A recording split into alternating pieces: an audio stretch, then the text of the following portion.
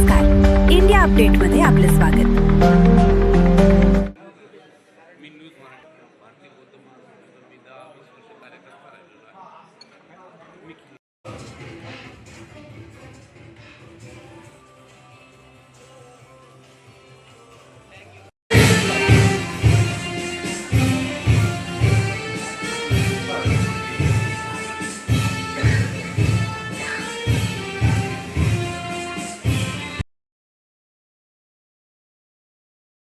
त्यांनीही पूर्ण केलेलं आहे।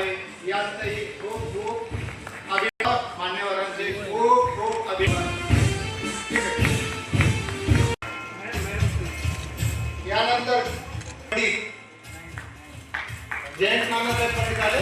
इतके गुण मिळून उल्लेखनीय कार्य आणि इतके टक्के गुण मिळून आपण यश संपादन केलेलं आहे।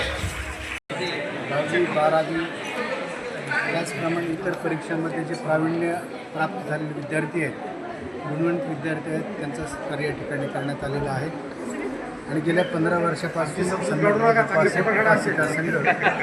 या मुलांचा या मुलांनी प्रावीण्य मिळवलेले अशा मुलांचा या ठिकाणी सत्कार करत आहे। या सर्व सत्कारामागची सर्वात महत्त्वाची भूमिका आहे की या मुलांमध्ये एक प्रेरणा जागावी, त्या मुलांमध्ये महापुरुषांच्या विषयी आपले जे काही आयडॉल्स आहेत, आपले जे काही आदर्श आहेत, त्या आदर्शाच्या संदर्भामध्ये त्यांच्यामध्ये एक प्रेरणा निर्माण व्हावी। आणि सगळ्यात महत्त्वाचं म्हणजे ज्या महापुरुषांना आपल्या त्यागानं आणि आपल्या बलिदानाने या संपूर्ण आरक्षणाने शिक्षण दिलेलं आहे, या विद्यार्थ्यामध्ये बाबासाहेब म्हणतात की if one's education is detrimental to the welfare of poor, the educated man is curse to the society.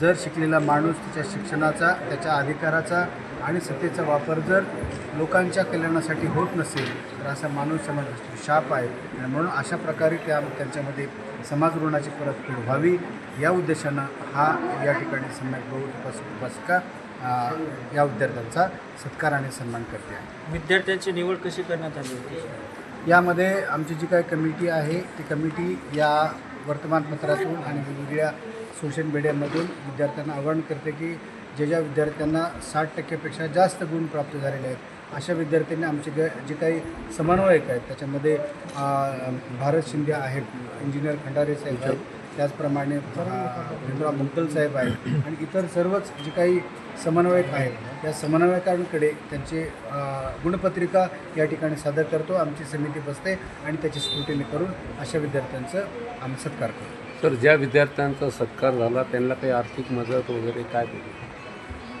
या संदर्भामध्ये आताच आमचे समन्वयक यांनी या ठिकाणी निर्णय घेतलेला आहे की पुढच्या वर्षीपासून अशा प्रकारचं आम्ही जे काही मुलं 12वीला पास झालेले आहेत, 12वी सायन्स आणि इतर जे काही प्रावीण्य प्राप्त झालेले आहेत अशा मुलांच्या संदर्भामध्ये की जर मेडिकल किंवा इंजिनिअरिंग अशा प्रकारच्या उच्च शिक्षणासाठी त्यांची निवड झालेली असेल अशा विद्यार्थ्यांना आपण आर्थिक मदत पुढच्या वर्षीपासून करण्याची या ठिकाणी आम्ही ठरवलेलं आहे। Sir, some students are foreign return, can you tell about that?